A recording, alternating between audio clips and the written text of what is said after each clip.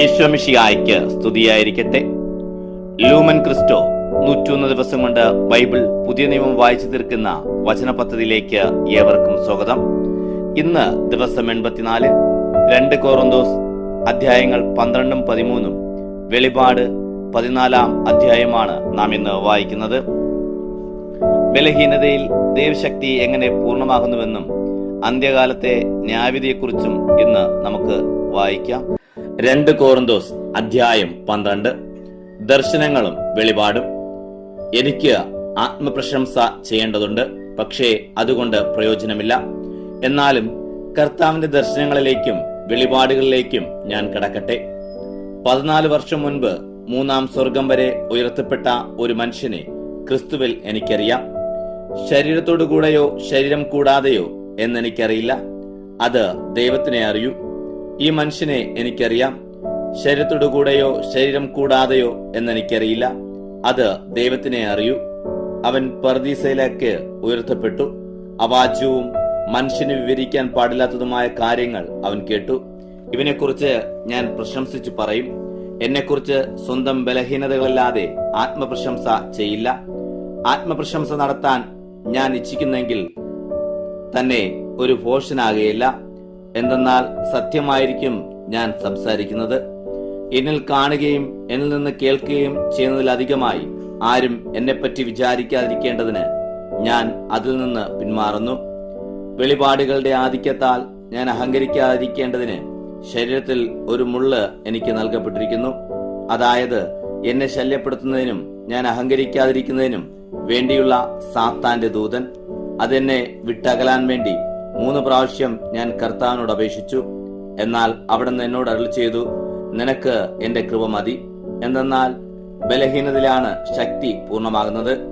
ക്രിസ്തുവിന്റെ ശക്തി എന്റെ മേൽ കൂടാരമടിക്കേണ്ടതിന് ഞാൻ പൂർവാധികം സന്തോഷത്തോടെ എന്റെ ബലഹീനതയെക്കുറിച്ച് ആത്മപ്രശംസ നടത്തും.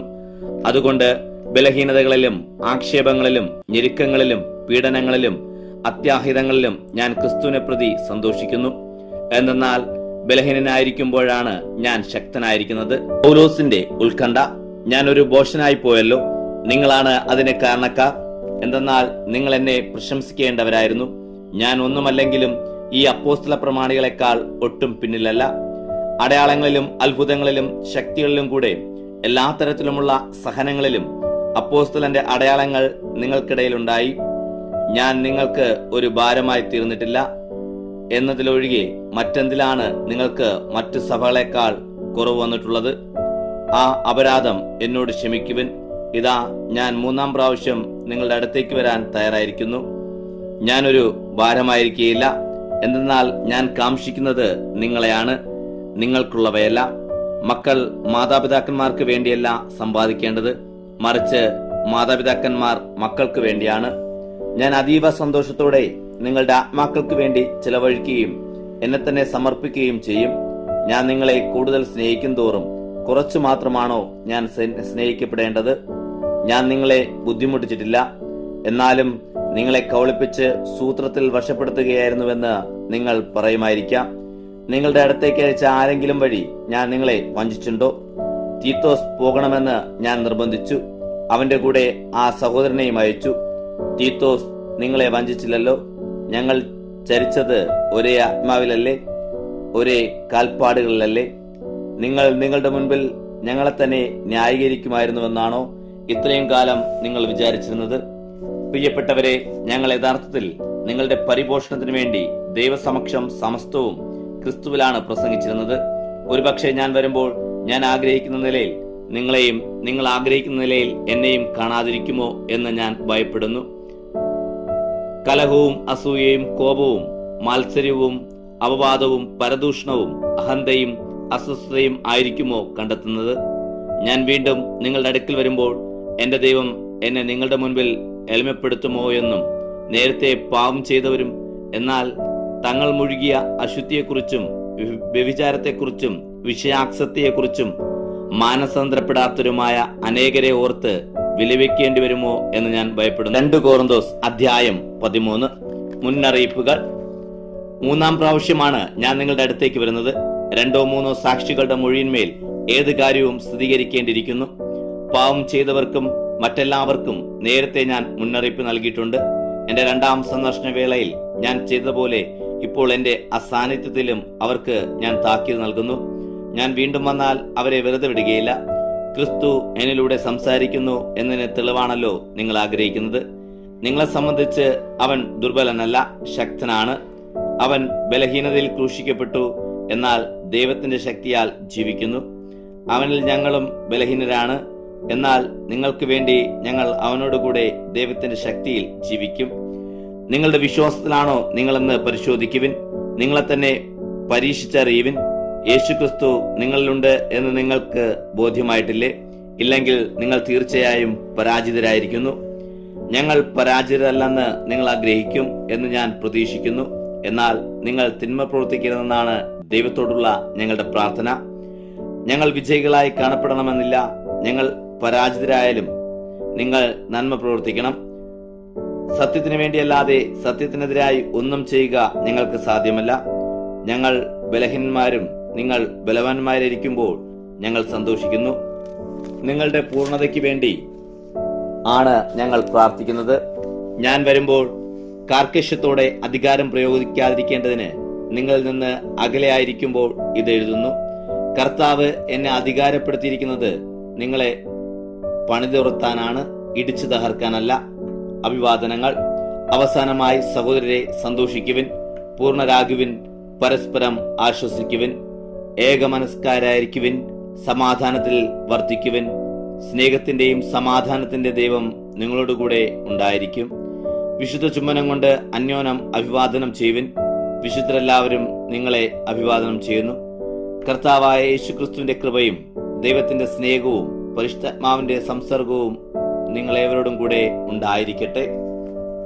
വെളിപാട് അധ്യായം 14. കുഞ്ഞാടും അനുയായികളും. ഞാൻ കണ്ടു, ഇതാ കുഞ്ഞാട് സിയോൻ മലമേൽ നിൽക്കുന്നു. അവനോടുകൂടെ 144,000 പേരും അവരുടെ നെറ്റിയിൽ അവന്റെ നാമവും അവന്റെ പിതാവിന്റെ നാമവും എഴുതപ്പെട്ടിരിക്കുന്നു. പെരുവെള്ളത്തിന്റെ ഇരമ്പൽ പോലെയും വലിയ ഇടുനാദം പോലെയും സ്വർഗത്തിൽ നിന്ന് ഒരു സ്വരം ഞാൻ കേട്ടു. ഞാൻ കേട്ട സ്വരം കിന്നരവാദ്യക്കാർ തങ്ങളുടെ കിന്നരങ്ങൾ മീട്ടുന്ന പോലെയായിരുന്നു. അവർ സിംഹാസനത്തിന്റെയും 4 ജീവികളുടെയും ശ്രേഷ്ഠന്മാരുടെയും മുൻപാകെ ഒരു പുതിയ ഗാനം ആലപിക്കുന്നു. ഭൂമിയിൽ നിന്ന് വിലയ്ക്ക് വാങ്ങപ്പെട്ട 144,000 പേരൊഴികെ ആർക്കും ആ ഗാനം പഠിക്കാൻ കഴിഞ്ഞില്ല. അവർ സ്ത്രീകളോട് ചേർന്ന് മലിനരാകാത്തവരാണ്. അതെ, അവർ ബ്രഹ്മചരികളാണ്. അവരാണ് കുഞ്ഞാടിനെ അത് പോകുന്നിടത്തെല്ലാം അനുഗമിക്കുന്നവൻ. അവർ ദൈവത്തിനും കുഞ്ഞാടിനുമുള്ള ആദ്യ ഫലമായി മനുഷ്യരിൽ നിന്ന് വിലയ്ക്ക് വാങ്ങപ്പെട്ടവരാണ്. അവരുടെ വായിൽ വ്യാജം കാണപ്പെട്ടില്ല. അവർ നിഷ്കളങ്കരാണ്. 3 ദൂതന്മാർ. ആകാശമധ്യേ പറക്കുന്ന വേറൊരു ദൂതനെ ഞാൻ കണ്ടു.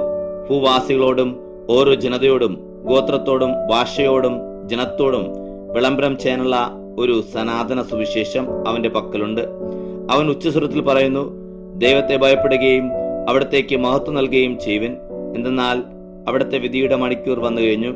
ആകാശവും ഭൂമിയും സമുദ്രവും നീരുറവുകളും സൃഷ്ടിച്ചവനെ ആരാധിക്കുവിൻ.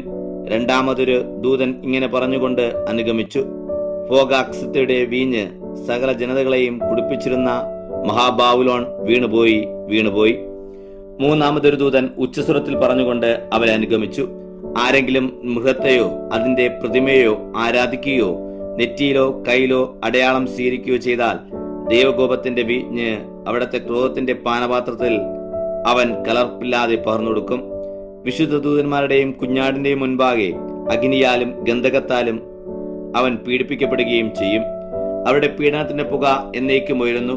മൃഗത്തെയും അതിന്റെ പ്രതിമയെയും ആരാധിക്കുന്നവർക്കും അതിന്റെ നാമത്തിന്റെ അടയാളം സ്വീകരിക്കുന്നവർക്കും രാവും പകലും ആശ്വാസമില്ല. ഇവിടെയാണ് ദൈവത്തിന്റെ കൽപ്പനകളും യേശുവിന്റെ വിശ്വാസവും പാലിക്കുന്ന വിശുദ്ധരുടെ സഹനശക്തി. അനന്തരം സ്വർഗത്തിൽ നിന്ന് പറയുന്ന ഒരു സ്വരം ഞാൻ കേട്ടു, എഴുതുക, ഇപ്പോൾ മുതൽ കർത്താവിൽ മൃതിയടയുന്നവർ അനുഗ്രഹീതർ. ആത്മാവ് പറയുന്നു, അതെ, അവർ തങ്ങളുടെ അധ്വാനങ്ങളിൽ നിന്ന് വിശ്രമിക്കും. എന്തെന്നാൽ അവരുടെ പ്രവൃത്തികൾ അവരെ അനുഗമിക്കുന്നു. വിളവെടുപ്പ്. പിന്നെ ഞാൻ കണ്ടു, ഇതാ ഒരു വെൺമേഘം, മേഘത്തിന്മേലിരിക്കുന്ന മനുഷ്യപുത്രനെ പോലെയുള്ള ഒരുവൻ. അവന്റെ ശിരസിൽ സ്വർണ്ണ കിരീടവും കയ്യിൽ മൂർച്ചയുള്ള അരിവാളുമുണ്ട്.